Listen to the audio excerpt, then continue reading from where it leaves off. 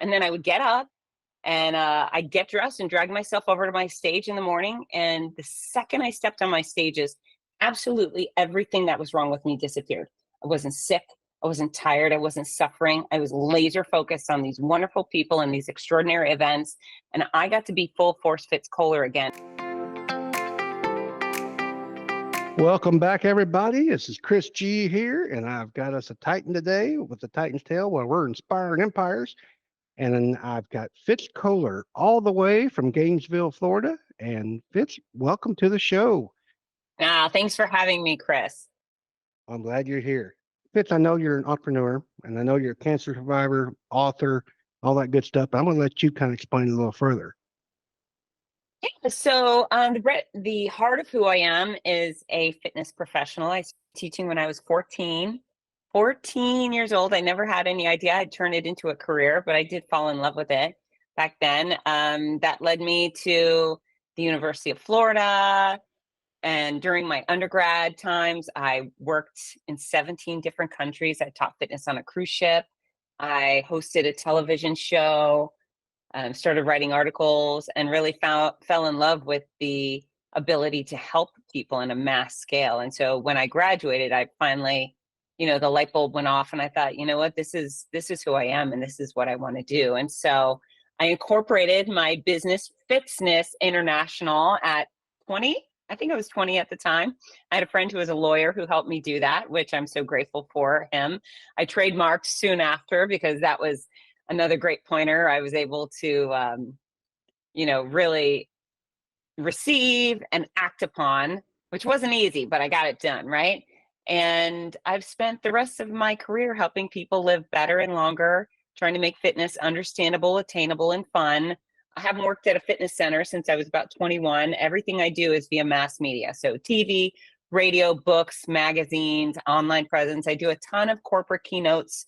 The corporate clinics are the things that I love the most, those presentations, because that's where I get a captive audience and I get to inject powerful information into their head. I get to send them off with the ability to do better and be better. And so I love that. I also, professional race announcer. I host multiple sports, in fact, pickleball, running races, triathlon, cycling.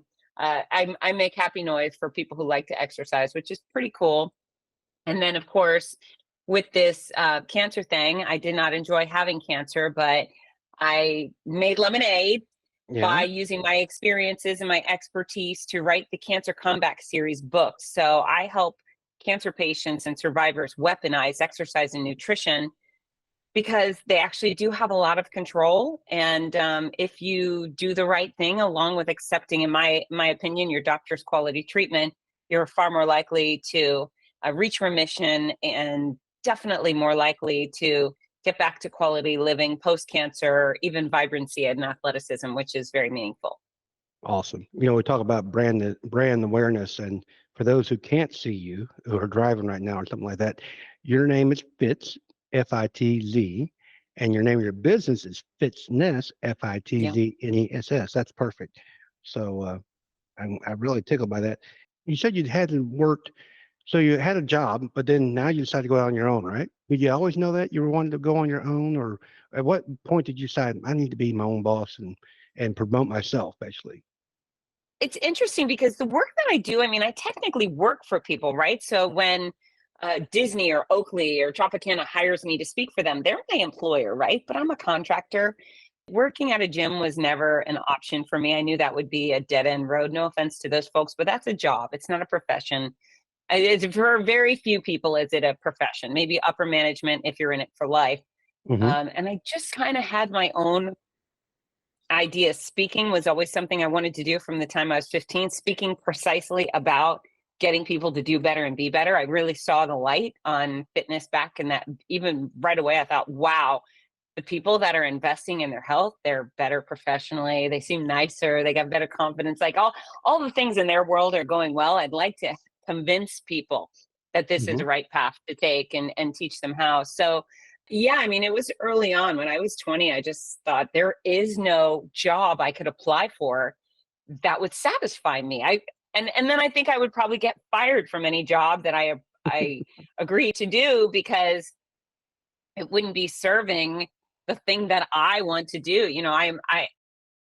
I know your entrepreneurial listeners understand. I'm a CEO. It's who I am. I can follow. I'm happy to do so and work on a team, but I'm a CEO. And so this was really the only path for me. Do you have a team now? I have interns. Mm-hmm. Those are my teams. And in fact, I'm very proud they come from the University of Florida. I'd be happy to take some Seminoles or some, I don't know, some Tigers or whatever. But yeah, I have a team of interns. I really am, for the lack of a better word, I'm a one-woman show and I have my hands in everything. I'm a bit of a control freak. So I hire experts to do the job. Like my books, I didn't lay them out and I certainly didn't design the cover. I had talented people that I hired, but they were under my guidance, right? Mm-hmm. So a small business and I do very big things. Well, I talk about letting go, but staying in the know. So you have ways of monitoring your experts that in Yeah. their field, and that's how you got to do it. You're too busy. You've got lots of things on your list here that you. I mentioned earlier you're an overachiever, which is great because that's what a lot of Titans are. But to be an overachiever, you have to be able to delegate or know what you can do and what you can't do to stay ahead. Yeah, and I'm not good at everything. I mean, golly, it's just great to have people who have these wonderful skills, and I'm happy to give them money in exchange for their skill set. And usually, if they're doing their job right, it pays off, right? They pay themselves off with their talents. So, yeah, I do know that I'm not good at everything, and when I'm not, I reach out for help, right? That's excellent, and that is the way it needs to be, I think, in my personal opinion. But some people are control freaks, and I used to be one of them a long time Okay. ago.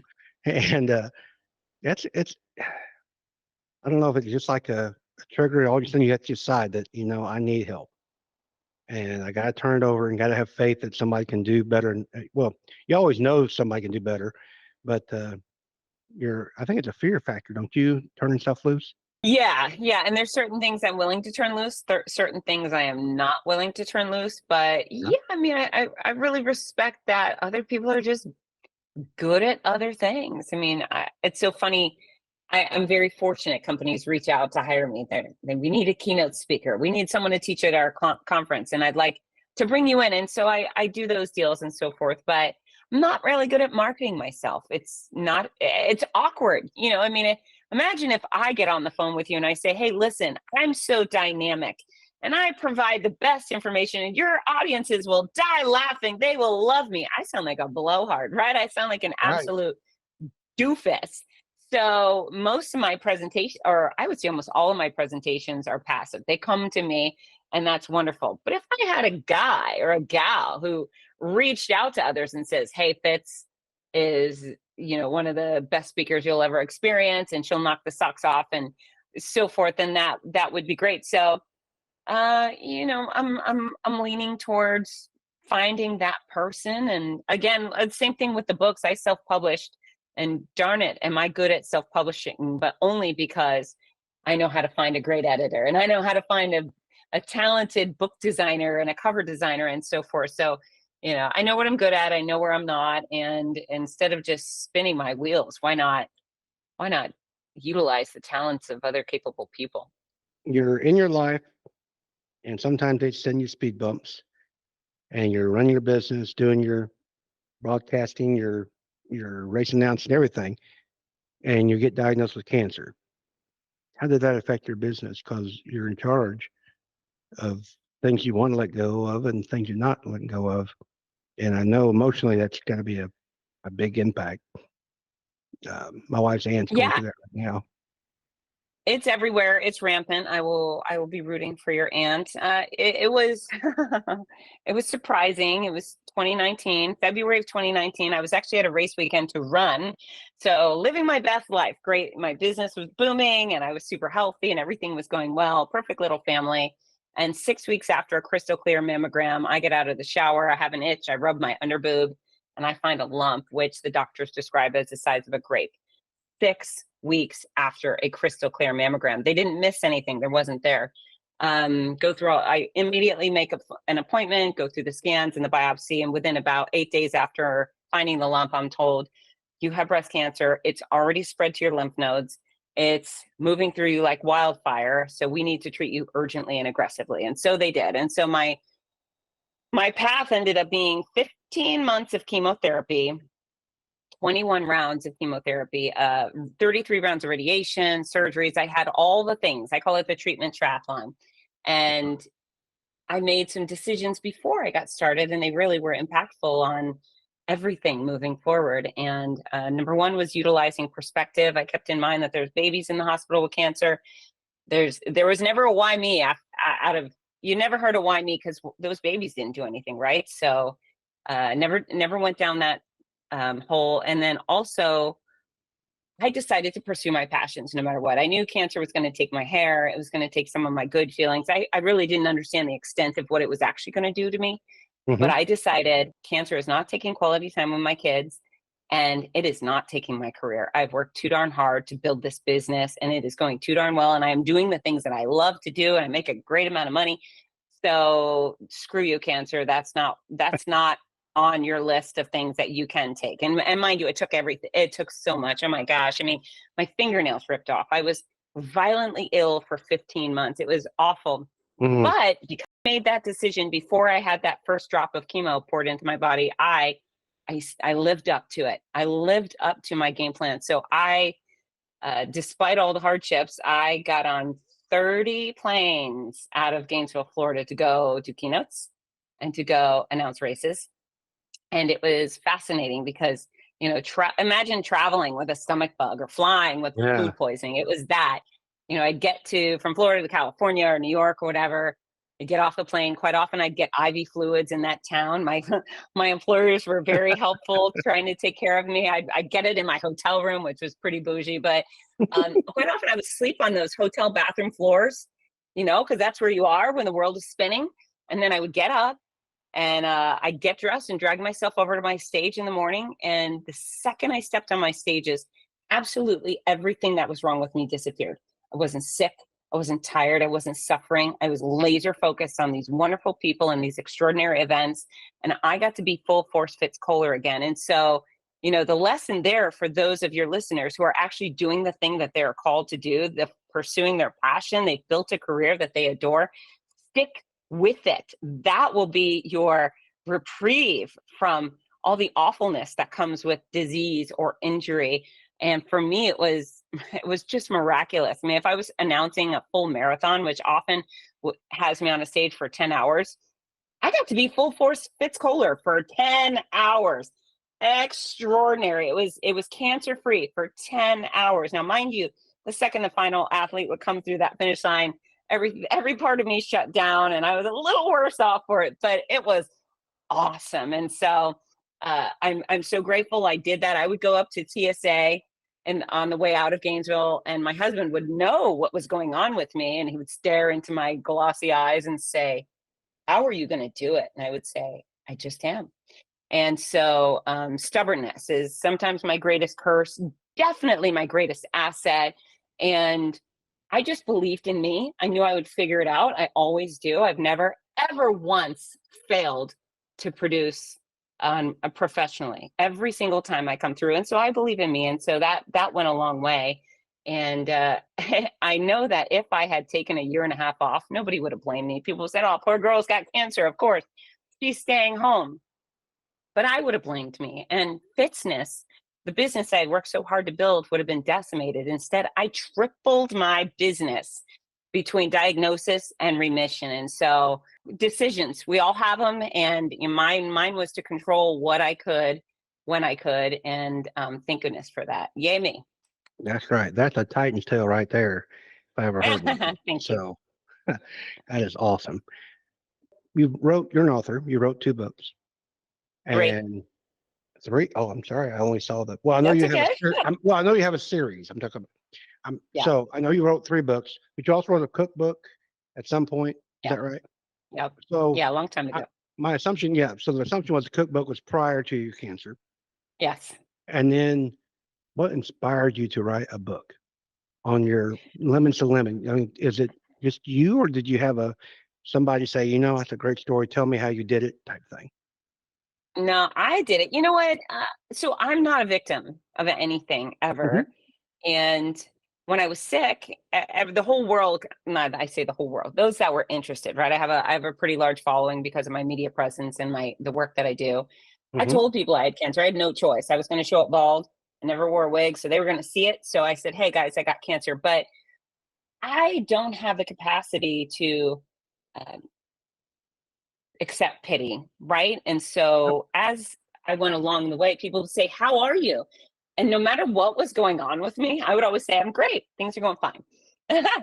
So I was lying to them. I Well, was lying because the pity would have felt worse. It was bad enough. People were still looking at me with that cocked head, going, "Oh, how are you?" I didn't want them to know the truth. If they know the truth, they would cry in my presence, right? And so I kept saying things are fine. But along the way, yeah. um, I made some really good decisions that were benefiting me that I thought, gosh, this would be great to share with others. But then things were so chaotic with cancer care that it became really funny. There was all these hilarious things that were happening.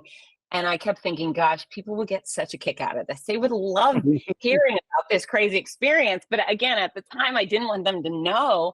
And so as my treatment progressed and the experiences accumulated, and then I also started catching on like, wow, you made a good decision to keep up with your career and so forth. I thought, gosh, I gotta put it down. I didn't know if I was gonna do my podcast. Now, ironically, the one thing I let sacrifice during my treatment was the Fitzness Show, my podcast, and because I was super sick when all my energy was spent either on my kids or my career. But when I got home, I couldn't stomach to get on to do what you're doing right now to podcast, and I didn't want to talk about myself. So sadly, my podcast died a bit. It's been revitalized, and I'm very grateful for that. But yeah, I thought, okay, I'll write the book, and I'll come clean.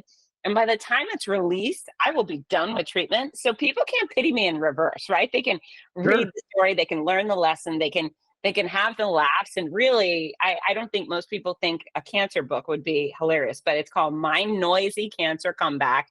And the greatest feedback I get is, inspiring, blah, blah, blah. But then they say, I cried a little, but I laughed a whole bunch. And that makes me very, very happy. And then Your Healthy Cancer Comeback. So this one right here, if you're looking, this is the one that I want every cancer patient on earth and survivor to have, because my experience, I got to that point where I'd lost so much weight, and my mom, she calls and she yells at me. She's terrified. She says, "Oh my gosh, you have to eat. You look like you're in the Holocaust." And I said, "Yeah, I know, Mom. I'm trying, right?" I was doing my Right. best, and I had recovered from surgery, and I got back in the gym, and I tried to lift, and I was lifting weights, and I realized I lost 80% of my strength. I was in pretty bad shape. And so you look at yourself in horror thinking, yikes, how does this happen to me? But because of who I am, because of what I do, because I'm a fitness expert, I knew exactly how to rebuild my body. I knew that I would get back to not only the starting point, but I would go beyond, right? I had every faith that in my ability to do that. And I executed to perfection. I got back, I ran the Boston Marathon about a year or so after I finished chemo and all my treatment. However, at this time where I am looking at myself thinking, yeesh, I'm thinking about all the other cancer patients on planet Earth who have been obliterated by their disease or their treatment, and they have absolutely no idea how to rebuild their body, how to get back to any sort of normalcy. And so I decided, well, I have to help. I've used my experiences, which are high quality cancer experiences, all the stuff, along with my high quality expertise. I have a master's in exercise and sports sciences. I've done it all. And so this book, Your Healthy Cancer Comeback, Sick to Strong, this is the one. This might, out of all the wonderful things I've done, I'm very proud of my career. This might be the legacy. And how do you exercise when you're going through chemo or radiation? And all the doctors and nurses, they've read the studies. They know that exercise and nutrition will help a cancer patient get closer to remission, but they don't know how to guide a patient on how to do that. So this book has been gangbusters. It's been purchased by oncologists all over the country and cancer centers. And of course, it's a great gift idea, right? When your best friend gets diagnosed, you want to do something. And then there's a companion journal. It's called the Healthy Cancer Comeback Journal. So that's the 3-pack. And I just did that because I needed to. right? I needed to. Telling others of your journey, what you learned, and then sharing that with others. Yeah. What's one of the lessons that you did learn? You mentioned, I'm assuming several, but you said you learned a lesson. What do you think that was, or one? Well, there's a few. I mean, I always go back to the power of perspective and passions, but during a particularly scary MRI, with breast cancer MRIs, they're different than the normal. Normally, you get on this tray, you lie down, they push you in. If you're claustrophobic, it's a bad time. I'm claustrophobic, so Oh, a okay. normal MRI I don't enjoy, but with breast MRI, they make you lie face down on the tray, and they have a little like a dollar store version of a face cradle a massage therapist used for you to put your face in, Hmm. and then you put your boobs in between these little plates, and they pin you down, clamp by the boobs, face down on the table. And so they put me down, and I'm already going, woo, this is right upon my diagnosis before treatment starts. And I'm already wound up, and they pin me down by the boobs. They shove me into the MRI, and I mean, I just lose my mind. And I'm so type A. I'm sure you are, Chris. I'm sure most of your listeners are very disciplined and controlled. I lost my marble. She put me in that machine, and I flailed and screamed and begged. She brought me out, and the tech was yelling at me, you need to do this, or now you're not going to start chemo. And I said, oh my God, just give me a moment to pull my hair back and whatever. So anyways, I crack my back and adjust. She puts me back on the tray. She pins me back, clamp by each boob, and shoves me into this machine. And oh my gosh, I mean, it took every ounce of restraint I had not to lose my marbles. It was 45 minutes in this machine, face down. And I could have been thinking about life in a coffin, right? I mean, I was staring death in the face as cancer does. And Hmm. instead, the chick in my head, she kept going, you know what? You can do this. She starts listing all the accomplishments. She said, you know what? You used to be a kickboxer. You've raised two incredible kids. You've built an international business. You can do hard things. You can do this. And for 45 minutes, that little nut job somewhere in my brain kept talking to me, and she just kept pumping me up. And she had said it enough. You can do hard things. You can do hard things. You can do this. And then it was over. She got me through that. And so what I realized is that there is no benefit in putting yourself down. Cancer and most other things we go through in life are very lonely. I mean, I had a lot of support, I had a lot of friendship, a lot of people cared about me, but there was nobody who could take one of the pokes for me, nobody who could take any of the radiation, nobody could sit in for surgery. I had to do it all. And that same thing goes for entrepreneurial things. There's a lot of things we have to do the thing. It's very lonely. And so that voice in your head needs to be your greatest advocate, your best friend. If the voice in your head is crap, if the voice in your head doesn't believe in you, you're done. That's it. Because if I didn't have that voice in my head, I wouldn't have sat down for any of the drugs or any of the zaps or any of those things. And so that little booger in the back of my head, she's awesome. She gets me through not only cancer, but then when I was invited to run the Boston Marathon, at first I thought, yeesh, that sounds like hard. And then she goes, are you kidding? Running a marathon is child's play compared to cancer, right? Like, get a grip, go run the stupid marathon. And I had the adventure of my life. There is absolutely nothing that has crossed my path between then and now that seems even remotely frightening, because I know what I've been through. And you combine that, my 10 years competing as a kickboxer, that was pretty harried too. So, I think people need to do an assessment, like audit your life, audit what you're capable of, and then store those things, those hardships, those challenges in the right front and center on the top shelf in your brain, and then revert to them when you start to have doubt, right? When you start to get scared of something like standing on a stage, or I don't know, going whitewater rafting, or introducing yourself at a meeting, go back to all the things you've done that were really, really hard. And then the thing in front of you might not feel so difficult. So yeah, that's it. The power of myself, how capable I am. That was a tremendous lesson learned. What I've learned from interviewing and having discussions with Titans is their desire, or I don't say desire, but their ability to give back. And I know that you've actually got a program that you have done, and I'm looking for it, the mile. the morning mile. Mm-hmm. Tell us about that and how it started. Yeah, so that's actually part of my business. It's a before school walking running program at a school that invites every child every day and their families and the faculty. So my career, my purpose has always been mass impact. I don't actually want to help 3 people or 50 people. I want them all. I want to help everybody on earth, tack Hmm. 10 years of quality life onto everyone who might come across. So there are opportunities for kids to be active at school. There's some programs that just target girls, like 12 girls. Okay, well, what about the boys? What about all the other kids? And so the Morning Mile was created for everybody. It's in about 400 schools worldwide. I think I have 4 countries right now. And kids just show up about 30, 40 minutes before their school day begins. And they walk or run as little or as much as they want, as fast or as slow as they want. Mom and dad can come, grandma can come, teacher, bus driver can come. Many of my Morning Mile schools have, 1 to 400 people out exercising on their field or track every morning.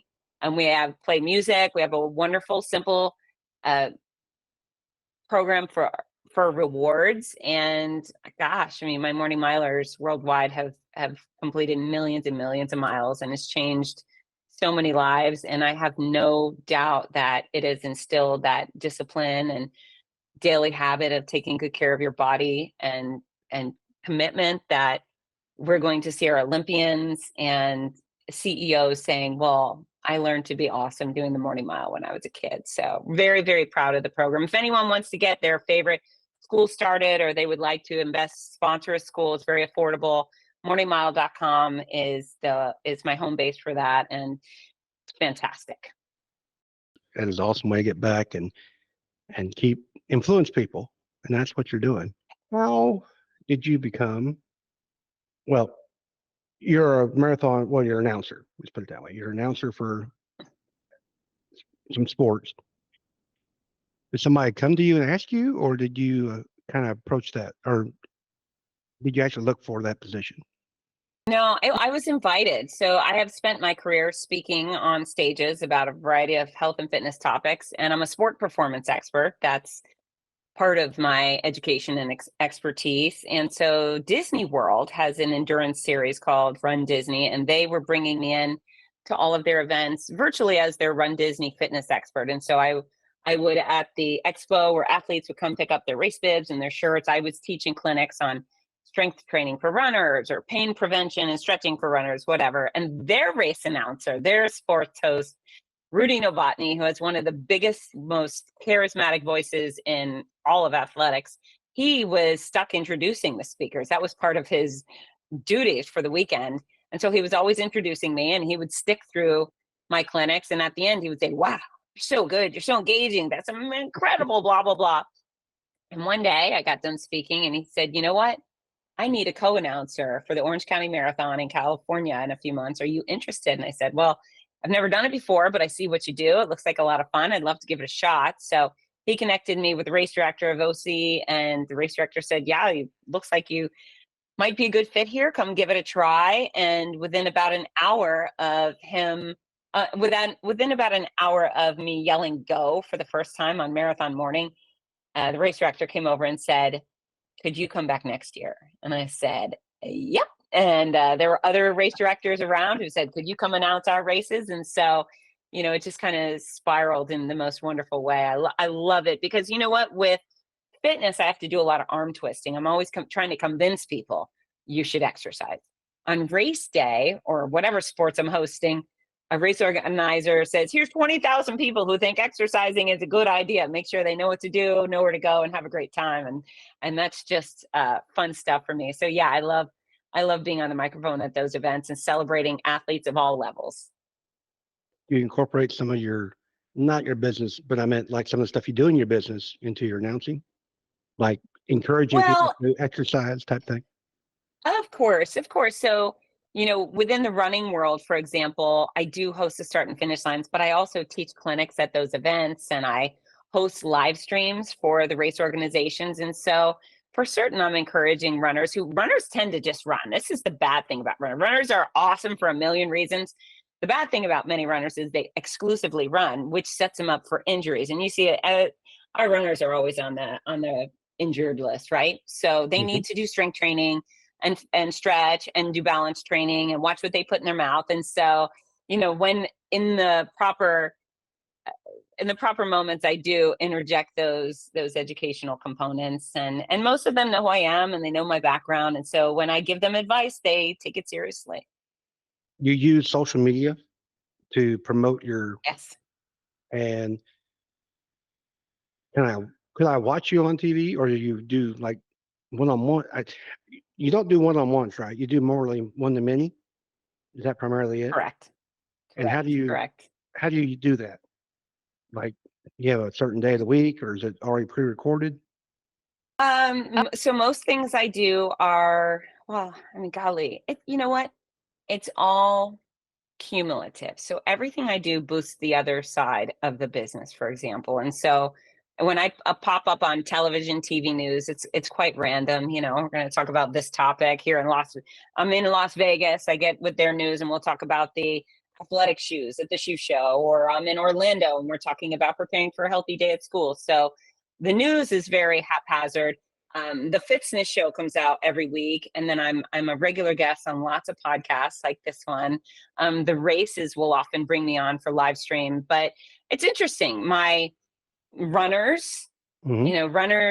we tend to connect. They'll follow me during a race. We're like, who's that fun, noisy lady? Let me connect with her. And then they'll see that I do keynotes. So all of a sudden, a runner's saying, hey, I work for Encore. I work for Raytheon. Will you come speak for our convention or this or that? Yeah. And then quite often, the people I'm speaking to at an association, a trade show or whatever, they say, well, I've never run a 5K. I'd love to give it a try. Or I'm training for my first marathon, and they show up. They travel across the country to come run the races I announce, which is very flattering. And then those people, I mean, cancer is everywhere, right? So someone in Oh, my audience from a keynote, and certainly many of my runners, they'll someone they love or themselves will be diagnosed, and they buy the books. And it's just it builds upon itself. I'm a one trick pony. We talk about the different things I do. I'm hmm. a one trick pony. I help people live better and longer. That's what I do. I do it in a variety of facets, but as long as I stay on this very narrow path, I'm very focused. It's all within health and fitness. They all kind of merge together and become just this big fitness blob of awesome. I love my people, but yeah, I mean, but like, you do so many things. Yeah, I communicate. I communicate on television. I communicate on the live stage. I communicate in writing.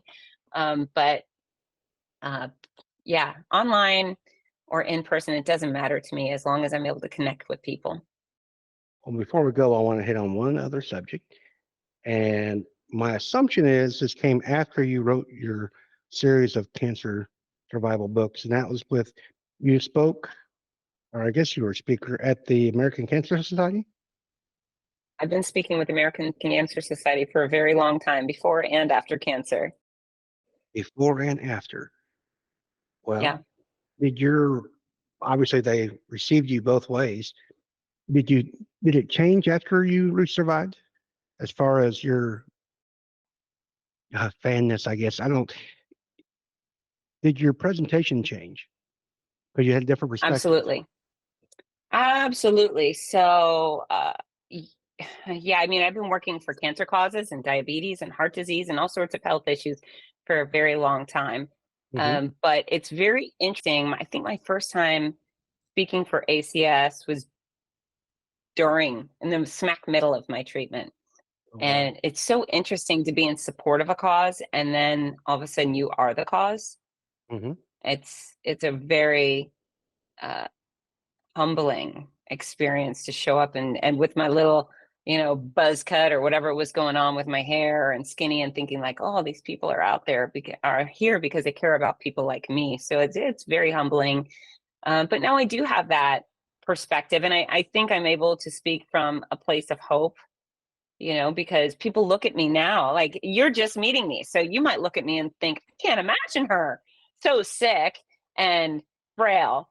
But I still have people. I guess I'm just 4 years out of treatment. I still have people that I run into, whether it's local or across the country, that they'll Yeah. see me and then they grab me and they give me one of those death grip hugs and they go, you look so healthy. Are you okay? And in my mind, I'm like, I'm 4 years out. I feel great. And they're like, no, I was so worried about you. And so, so yeah, I hope that I can be of help, of hope, not only because I've made such a strong recovery, proving that it can be done, but I'm armed with so much evidence-based science that I can share with people. If you control the factors that you can, even if you're stuck in bed and you do some leg lifts and you do some bridges for your low back, you can slow the decline. And that's a really big deal. If I hadn't been so fit going into my cancer nightmare, it would have been a completely different story. There's no way I could have done the traveling I did. I was hospitalized one night during cancer care. I likely would have been in for a month. I mean, they threw the book at me and I was able to remain resilient, and I didn't have a feeding tube. And there's all these things I didn't have because I was so fit. And so when I step on a stage now, I'm living proof that you can get through it and you can return to greatness post cancer, but you just have to be diligent about it. That is an awesome way to conclude our podcast today. I know you got a big following. How would I follow you or find you and learn more about fitness? Yeah, so Fitzness is the key ingredient right there. Fitzness.com. That's FITZNESS.com. That's a home base for everything. I encourage everyone to go there. And, there's some information about me, but more importantly, there's a lot of resources for you.